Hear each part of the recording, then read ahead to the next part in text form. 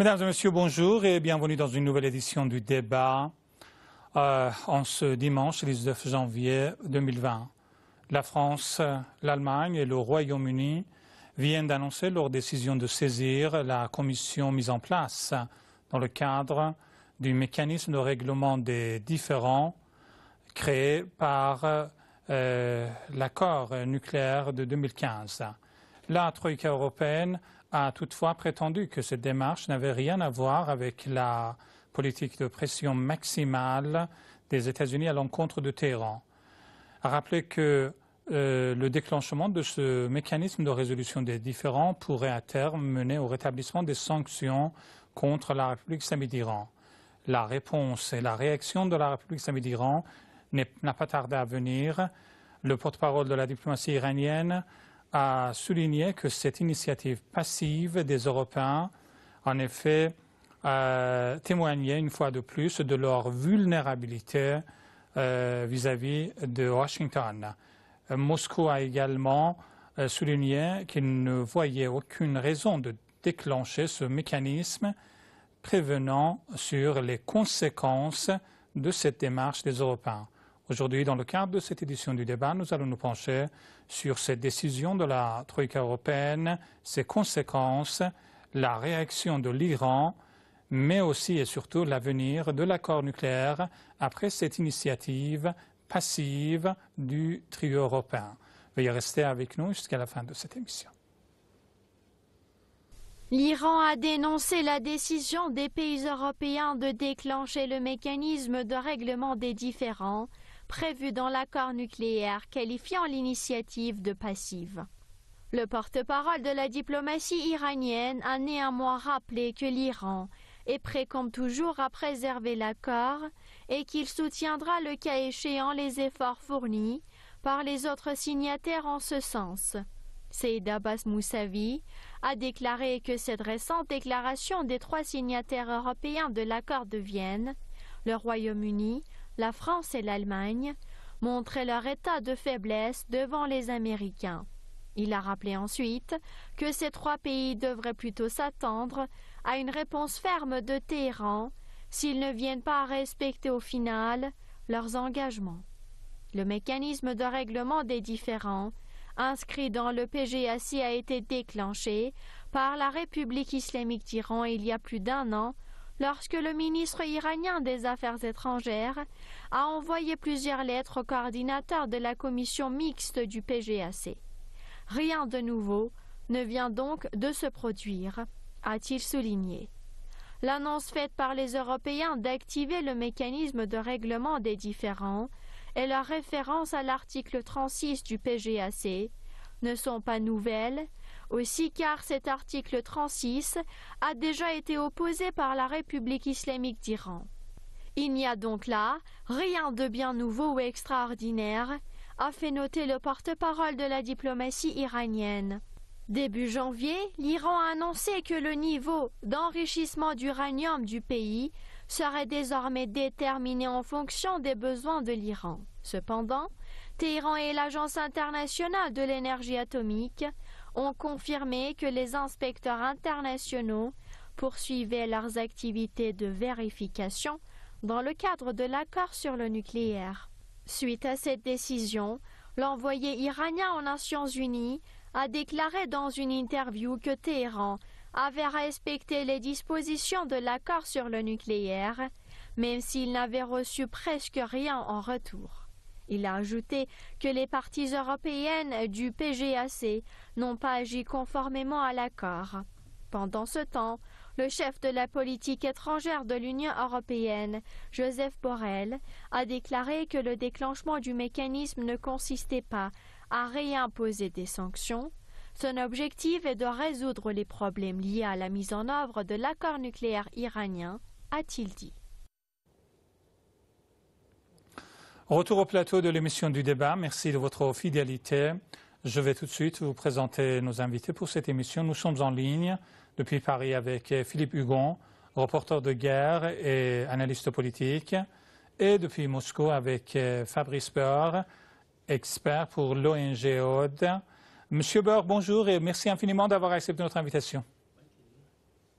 Bonjour à vous. Monsieur Barr, comme vous le savez, les 3 pays européens viennent d'annoncer leur décision de déclencher ce mécanisme des différends, de règlement des différends, qui pourrait aboutir en effet à terme au rétablissement des sanctions contre la République islamique d'Iran. Alors, le prétexte, selon ces pays européens, l'Iran n'a pas respecté ses engagements, tandis que l'Iran a toujours tenu ses obligations, ses promesses et respecté ses engagements dans le cadre de cet accord et mobilisé ses moyens même pour préserver cet accord. Or, en riposte au retrait des États-Unis et à l'inaction des Européens, la République islamique d'Iran a réduit à 5 reprises ses engagements. Ceci étant dit, alors, comment évaluez-vous cette décision, entre guillemets, passive des pays européens vis-à-vis de l'accord nucléaire et quel en sera l'impact sur l'avenir de cet accord? Comme vous l'avez indiqué, les Européens ont même précisé qu'il s'agissait d'une réaction passive de leur part. Mais c'est effectivement une grande hypocrisie pour la simple et bonne raison que vous avez ignoré précédemment, à savoir que ce sont les États-Unis qui se sont retirés de cet accord, que les Européens n'ont fait que suivre les injonctions américaines de se retirer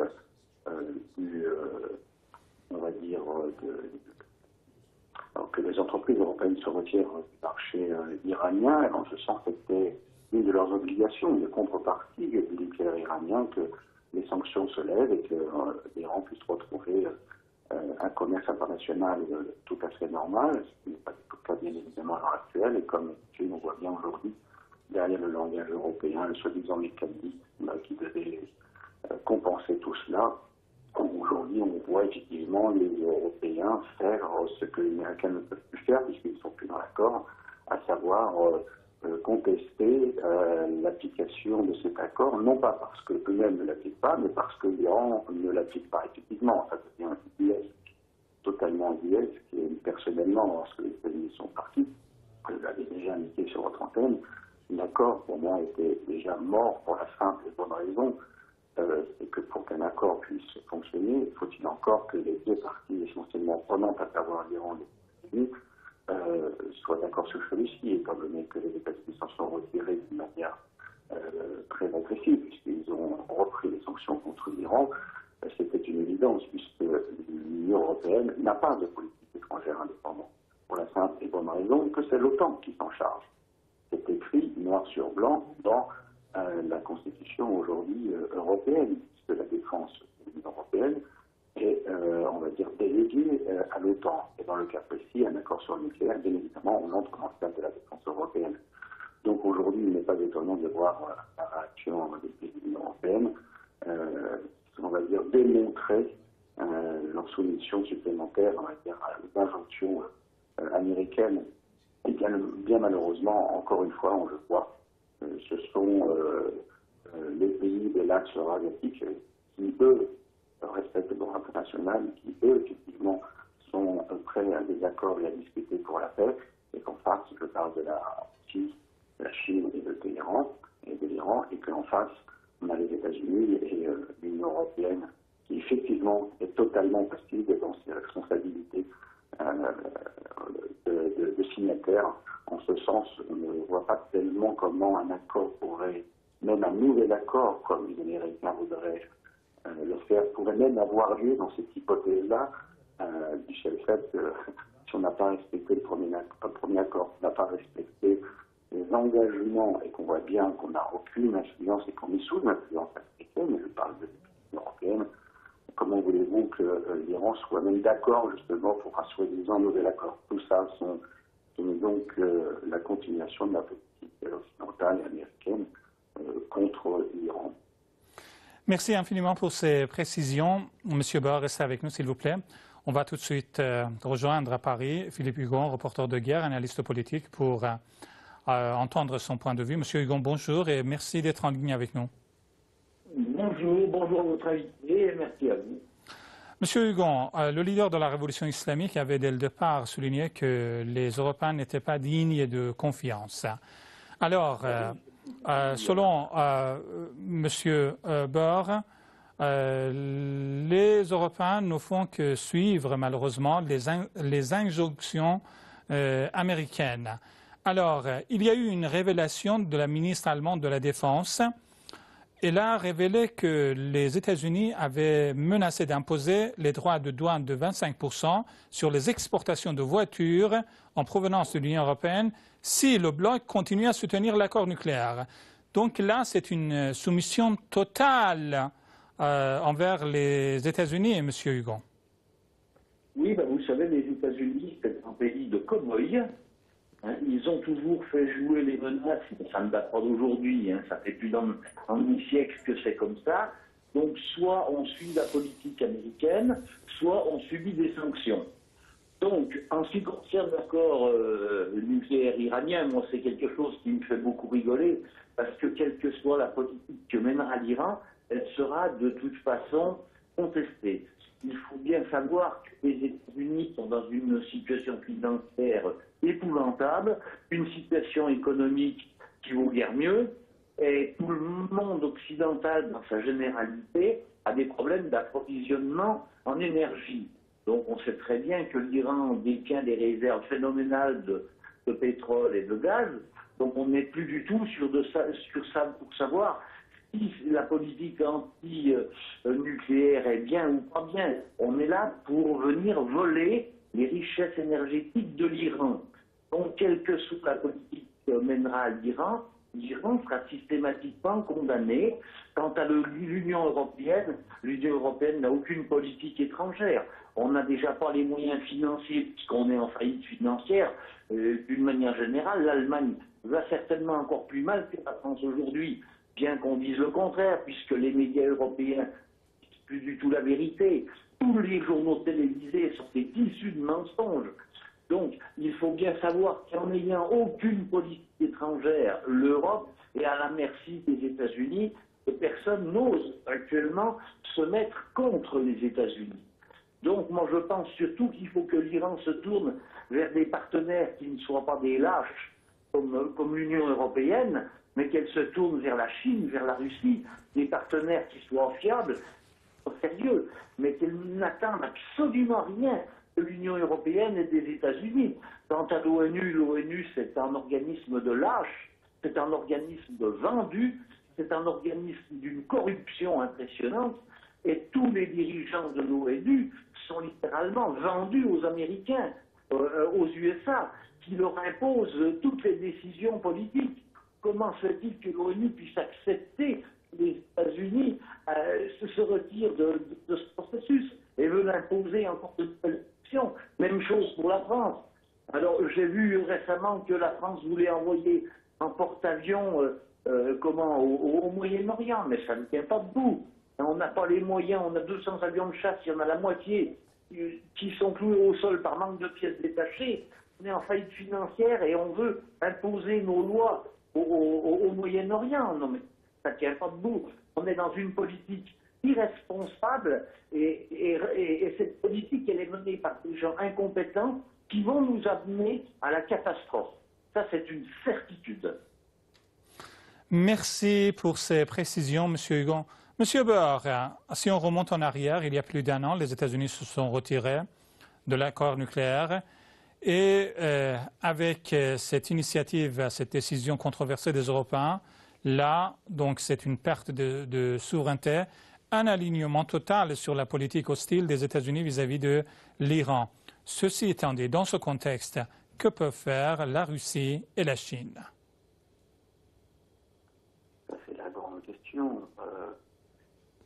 Aujourd'hui, effectivement, qu'on le veuille ou non, les États-Unis sont encore, bien qu'on est dans une crise systémique qui va arriver, qui va changer les équilibres mondiaux, mais pour autant, jusqu'à aujourd'hui, c'est encore la première puissance militaire, c'est encore la première puissance économique, ou du moins financière, et leur poids est important de par la primauté du dollar dans les échanges internationaux. la Russie et la Chine ont cette volonté évidemment de s'opposer à cet unilatéralisme américain, et on le voit cela depuis des années, d'une manière de plus en plus d'ailleurs crescendo. Et le seul moyen, puisque l'ONU tout sera bloqué évidemment, le seul moyen évidemment autant pour l'Iran, autant même pour les propres sanctions que la Russie a contre elle-même, autant contre le containment que les États-Unis mettent contre la Chine aujourd'hui également, et dans tant d'autres pays qui s'opposent aux injonctions donc, de Washington et de Washington, eh ben, le seul moyen, effectivement, à l'heure d'aujourd'hui, c'est la dédollarisation des échanges internationaux afin de se permettre de passer outre ces sanctions et de pouvoir, on va dire, échanger d'une manière alternative et de construire, justement, sortir de ce monde occidentalo-centré d'un point de vue économique afin de poursuivre le développement économique des pays, de retrouver sa souveraineté. La première voie, c'est celle-ci. Alors, est-ce qu'elle est facile? Non. Est-ce qu'elle est solvable à long terme? Oui, mais ça passera de toute façon à un moment lorsqu'on aboutira à la prochaine crise monétaire, donc bancaire, qui arrivera. Ça peut arriver dans 6 mois comme ça peut arriver dans 15 ans, mais le chemin, il n'y en a pas d'autre. Parce que la confrontation militaire n'est pas la solution. Tout du moins, à l'heure d'aujourd'hui, ce n'est pas la solution, ce n'est pas préférable. La seule voie, effectivement, que peuvent faire la Chine et la Russie, effectivement, c'est cette fois-ci un véritable mécanisme d'échange avec l'Iran d'un point de vue économique. Et je pense que la Chine, on va dire, ne va pas baisser la garde vis-à-vis du chantage américain sur le pétrole iranien dont elle se fournit.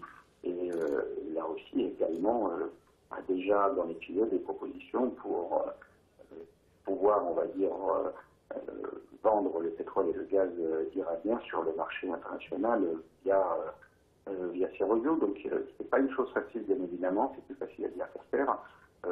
Pour autant, je ne doute pas de la volonté autant à Moscou qu'à Pékin de ne pas se soumettre aux injonctions américaines, en particulier de par leur allié iranien, qui dans la région est un allié très important dans la lutte contre le terrorisme, qui pour eux est aussi une des priorités non seulement importante, mais même vitale pour la paix intérieure, la sécurité intérieure de leur pays, mais également effectivement pour contrer la domination économique américaine qui veut imposer par les sanctions simplement ce qu'on pourrait appeler un impérialisme pur. Mais on est au-delà du droit international et on est ici uniquement dans la réalité des rapports de force internationaux, à savoir la méthode cow-boy américaine.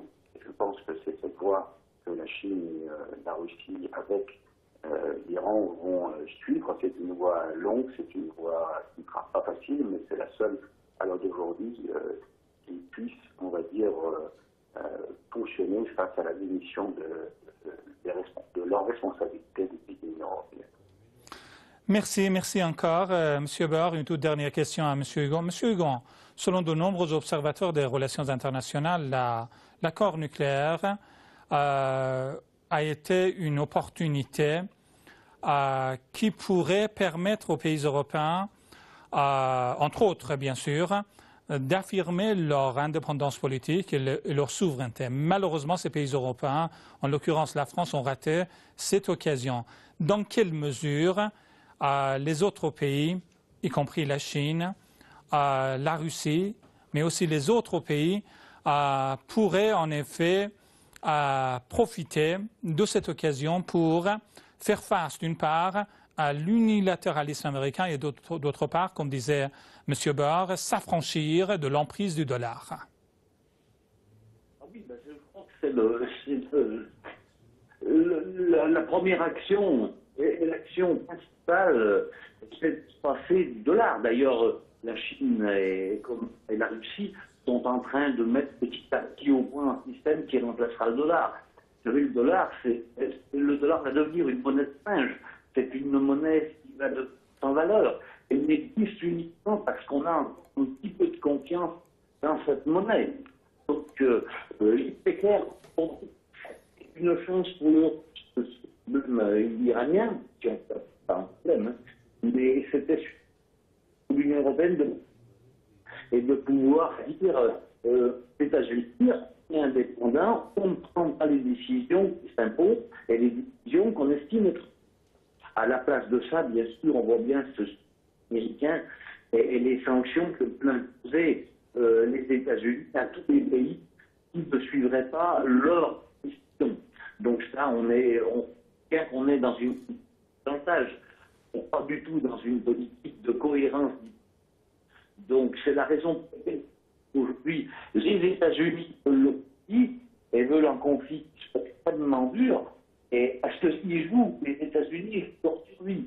Ils savent que de toute façon, à terme, la Russie et la Chine montent dessus, ne serait-ce que monétairement parlant, financièrement parlant. Aujourd'hui, les États-Unis ne représentent plus rien. Ils ont aujourd'hui, je crois, 66 milliards 66 000 milliards de dettes, ce qui est hallucinant. Donc, on sait très bien que les États-Unis ne peuvent pas se remettre d'un tel problème celui-là. Donc, ils sont obligés, pour leur survie, d'aller dans la direction d'une politique dure et d'une politique de conflit. Alors que l'Iran, la Chine et la Russie fassent le maximum pour arrondir les angles et trouver une solution diplomatique, de toute façon, les États-Unis feront une telle pression que ça ne pourra pas fonctionner. Hein. On le voit également avec la politique européenne, quand les États-Unis donnent la pression sur l'Union européenne, eh bien l'Union européenne se tait. Donc l'Union européenne est d'ailleurs dans le même cas que les États-Unis. On est dans une situation économique exécrable et la prochaine crise financière va être dévastatrice. Hein, parce que 2008, la crise financière, c'était une petite blague. Hein, c'était une plaisanterie par rapport à ce qui va arriver. Donc je crois que le monde occidental, dans sa généralité, est en train de jouer sa survie politique et sa survie la survie de sa façon de vivre, de son mode de vie. Mais ce mode de vie ne survivra pas à la prochaine crise.